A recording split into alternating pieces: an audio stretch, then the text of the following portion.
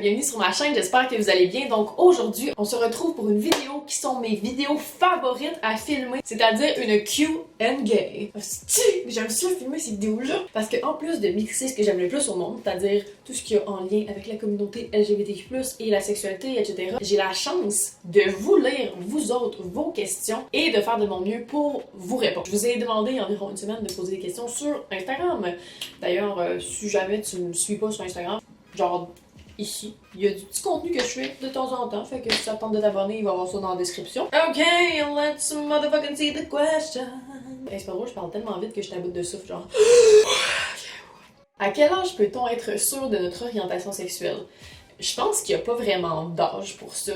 Il y en a qui sont même pas encore nés, qui sont déjà conscients de leur orientation sexuelle. Il y en a qui, à justement 5 ans, ils vont déjà le savoir à l'intérieur d'eux. Il y en a qui vont découvrir leur sexualité dans la quarantaine, dans la cinquantaine. Honnêtement, je crois que c'est vraiment du cas par cas. Il n'y a pas de meilleurs âges que d'autres. Je pense que tout se fait de façon naturelle dans la vie. Je pense que la sexualité, c'est un énorme spectre. Pis c'est pas quelque chose de précis ou de sûr. Fait que tout au long de ta vie, tu vas pouvoir chevaucher au travers. Même s'il y en a qui sont sûrs à 100% qui sont hétérosexuels ou gays, good for them. Pis c'est correct, il y a pas de définition exacte de qu'est-ce qu'une orientation sexuelle. Pis c'est ce que je trouve beau avec tout ça. Je me sens plus excitée en regardant de la porn hétéro, mais je me sens gay. C'est normal, là. Totalement normal. Bon, je ne suis pas une spécialiste, mais d'après mes expériences et d'après les témoignages que j'ai eus de mes amis, ça arrive souvent en fait que le porn que tu regardes, c'est une fantaisie, c'est quelque chose que tu trouves excitant sans nécessairement que ce soit ton orientation sexuelle ou qu'est-ce que t'es attiré dans la vie. J'ai quand même beaucoup d'amis, par exemple hétérosexuels, qui regardent de la porn lesbienne. Puis ils sont vraiment pas lesbiennes, mais c'est ce qui les excite de voir deux filles ensemble, peut-être parce qu'ils se projettent comme étant une des filles qui se fait du plaisir, je sais pas. Mais je pense que honnêtement la porn que tu regardes n'est pas représentative de ton orientation sexuelle. Sortir avec quelqu'un qui n'est pas prêt à faire son coming out, quel conseil lui donner, quoi faire? Déjà, je trouve ça vraiment cool que tu sortes avec quelqu'un qui n'a pas fait son coming out. Je trouve qu'en tant que girlfriend, boyfriend, non-binary partner, tout ce qu'on peut faire, c'est de supporter la personne avec qui on est. Dans beaucoup de vidéos, je le répète, le coming out, c'est vraiment un processus personnel, c'est un cheminement mental qui est propre à chacun. Donc, si ta partenaire est pas prête à faire son coming out, il faut le ou la respecter là-dedans. Un seul conseil que je peux te donner, c'est de vraiment l'épauler là-dedans. Lui parler de tes expériences à toi aussi, comment ça a été, quel conseil tu lui donnerais, quoi faire pour que la personne se sente en sécurité. T'aurais une technique pour faire comprendre au mec insistant que t'es pas intéressé car t'es queer.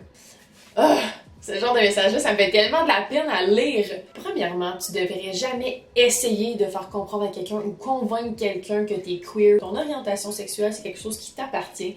Si tu dis à quelqu'un, écoute, je suis pas intéressée, la personne, c'est son devoir de respecter ça. Si la personne ne comprend pas, ils ont vraiment énormément de travail à faire. C'est désolant, mais il n'y a pas vraiment de truc à part simplement leur dire comment tu te sens, puis que sont qui eux autres pour te dire comment toi t'es, tu sais. Est-ce que c'est normal d'avoir peur d'essayer avec une fille pour la première fois? Peur, c'est probablement parce que t'es pas encore prête.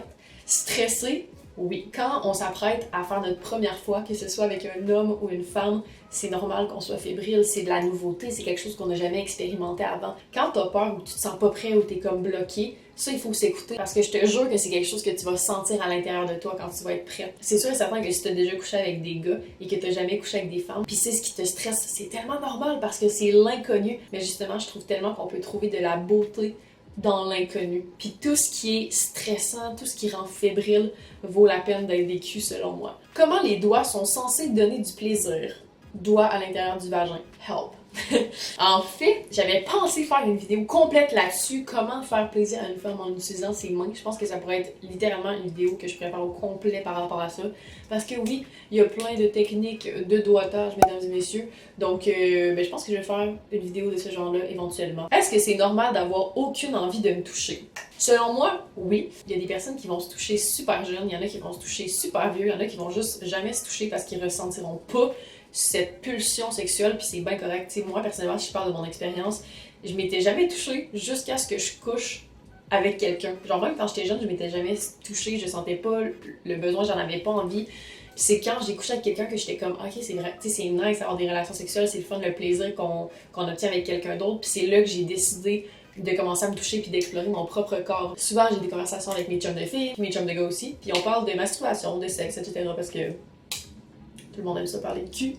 Puis il y en a qui se touchent pratiquement jamais parce qu'ils ressentent pas l'envie. Ils aiment vraiment plus la présence de quelqu'un d'autre, comme j'ai des amis qui vont se toucher 6 fois par jour, tu sais. Fait que ça dépend vraiment, je trouve que c'est du cas par cas, mais il y a rien de normal et d'anormal là-dedans selon moi. Bon, là c'est sûr que si tu te touches 150 fois par jour, peut-être que c'est un peu excessif, mais si tu te touches pas, juste prends ton temps, il faut pas que tu te forces à faire quelque chose que t'as pas envie. Penses-tu qu'au fond, tous les humains sont bisexuels, mais à différentes échelles? Mon fucking rêve, y'all! Je crois pas que quelqu'un peut être 100% hétérosexuel ou 100% homosexuel. On dirait que moi, j'ai de la misère à croire aux extrêmes.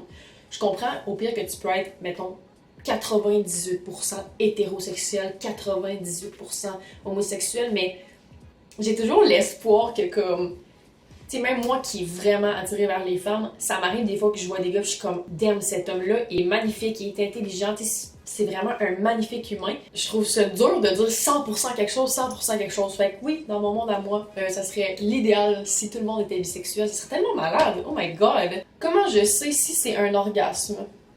Oh girl, you're gonna know. You're gonna fucking know. Trust me. Au début, je croyais que j'avais déjà orgasmé. J'étais comme, oh my god, le sexe c'est bon, c'est nice, nan. La première fois que j'ai eu un orgasme, let me tell you, ma vie a changé. Je m'attendais pas à ça, je m'attendais pas qu'un corps soit capable de réagir ainsi à une action.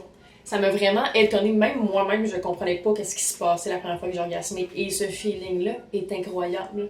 Fait que, dans le fond, tu vas le savoir si t'as un orgasme.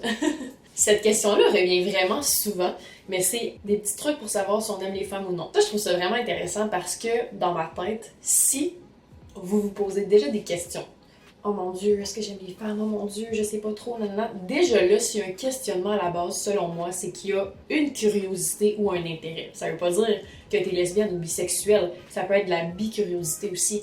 Si je prends exemple sur mes amis qui sont hétérosexuels, ils se sont jamais questionnés à savoir « Oh mon Dieu, est-ce que j'ai une attirance vers les femmes? » Ça n'a jamais été quelque chose qui leur a effleuré l'esprit parce que elles, dans leur tête, ils ont toujours eu une extrême attirance envers les hommes. Et ça va vice-versa pour les autres orientations sexuelles. Je pense que déjà là, quand il y a un mini-questionnement ou une envie d'explorer, c'est un excellent indicateur à savoir si, justement, on peut faire partie de la communauté LGBTQ+. Si t'as une curiosité ou une envie de découvrir, why the fuck not?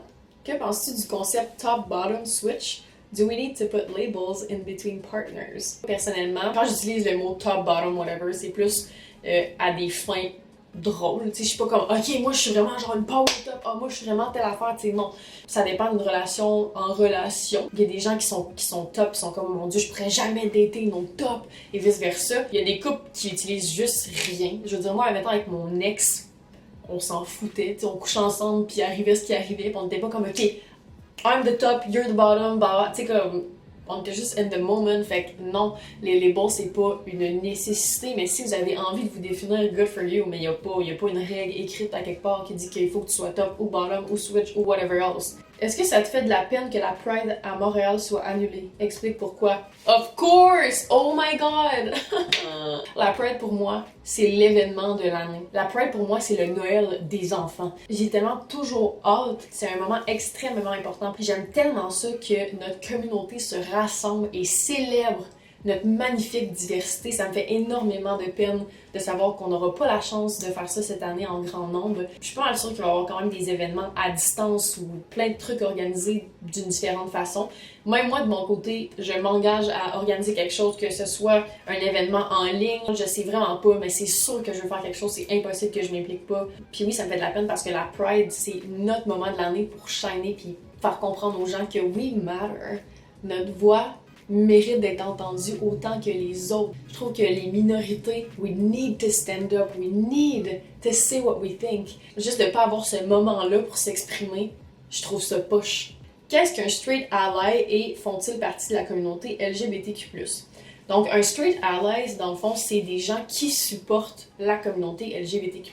Selon moi, un straight ally ne fait pas partie de la communauté LGBTQ+, parce qu'il ne se considère pas comme étant lesbienne, gay, transsexuel, bisexuel, queer, pansexuel, etc.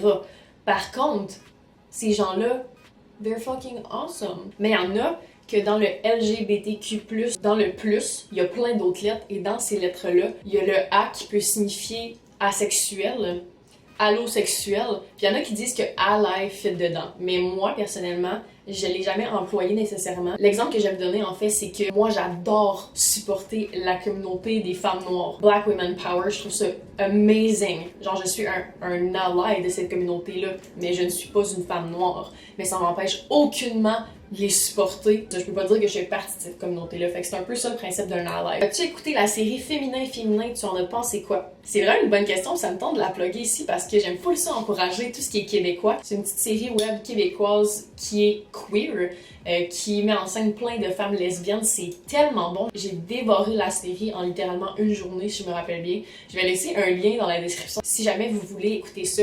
Bref, ça va être tout pour le Q&A d'aujourd'hui. J'espère avoir répondu à quelques questions. Vous me direz si vous aimez cette série de Q&A. Je pense que c'est comme la 3e ou la 4e fois que je fais un Q&A, mais j'aime tellement ça. Je trouve que c'est important de répondre à vos questions, des questions que vous avez jamais peut-être posées à vos proches, à vos amis. Si jamais vous aimez cette série-là, ben laissez un thumbs up à la vidéo, ça va me laisser savoir votre intérêt envers la chose. Et on se retrouve la semaine prochaine pour du nouveau contenu. Donc prenez soin de vous autres la gang, ciao! Stay gay, stay awesome.